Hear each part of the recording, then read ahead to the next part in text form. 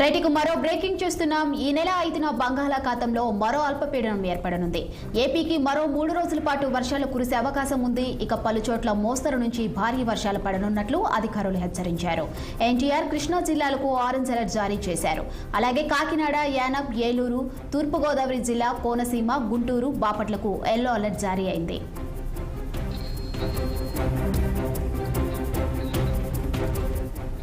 ఇక ఇదే అంశంపై వెదర్ అప్డేట్స్ అందించేందుకు విశాఖ వాతావరణ కేంద్రం నుంచి మా ప్రతినిధి కన్నబాబు లైవ్ లో సిద్ధంగా ఉన్నారు. Over to Kannababu.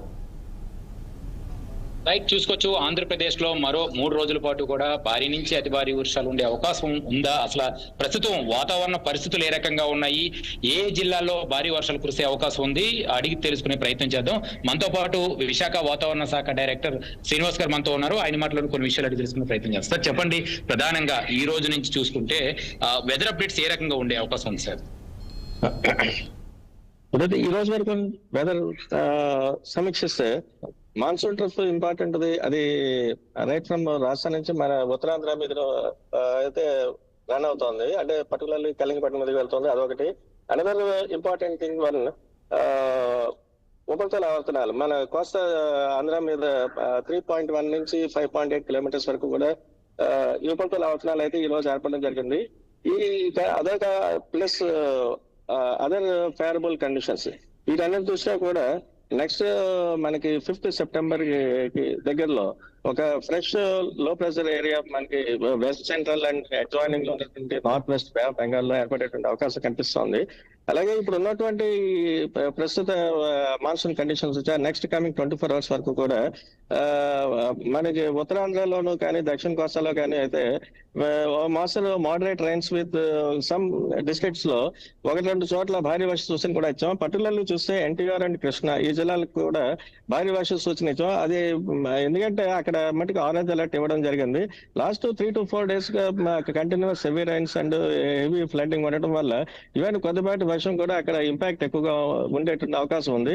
అంచేత ఎన్టీఆర్ అండ్ కృష్ణా ఈ జిల్లాల వరకు అయితే ఆరెంజ్ అలర్ట్ ఇచ్చాం. అలాగే నెక్స్ట్ అదర్ డిస్ట్రిక్ట్స్ అయినటువంటి కాకినాడ కానీ, ఈస్ట్ గోదావరి, యానం, కోనసీమ, ఏలూరు, అలాగే గుంటూరు, బాపట్ల ఈ జిల్లాలకు కూడా భారీ వర్ష సూచన అయితే మనం ఇవ్వడం జరిగింది.